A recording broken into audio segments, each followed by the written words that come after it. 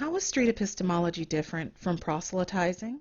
I would normally ask what your definition of proselytizing is, but I'm gonna yell one out, and if it's not it, let me know. Telling people what to think. Is it okay? Yeah. Okay. Right now I'm proselytizing for street epistemology to you and the people watching the video, because I want you to be aware of it.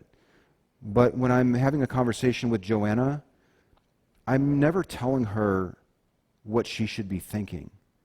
I'm asking her questions so that she will tell me. Now, ultimately, it's quite possible that she may discard her belief in her God and become an atheist. And hell, the title of Boghossian's book is A Manual for Creating Atheists. It's hard to convince people that we're not proselytizing for atheism. But I don't really think that that's the case. I think it's the natural progression of these types of conversations. You can see how effective in the videos that these talks are. So I can definitely understand how someone might see that we're proselytizing for a worldview.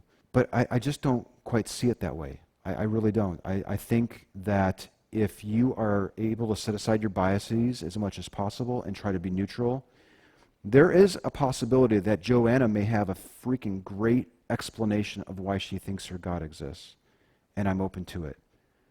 But admittedly, within 5 minutes, maybe 10, I can get a sense of all her reasons, and I've talked to other people in the past. And you could argue that because I'm continuing on with the conversation, I could possibly be directing her to some sort of conclusion, that the God doesn't exist or that faith is unreliable. But I do try to let the conversations go where they are, but I am cognizant of that complaint.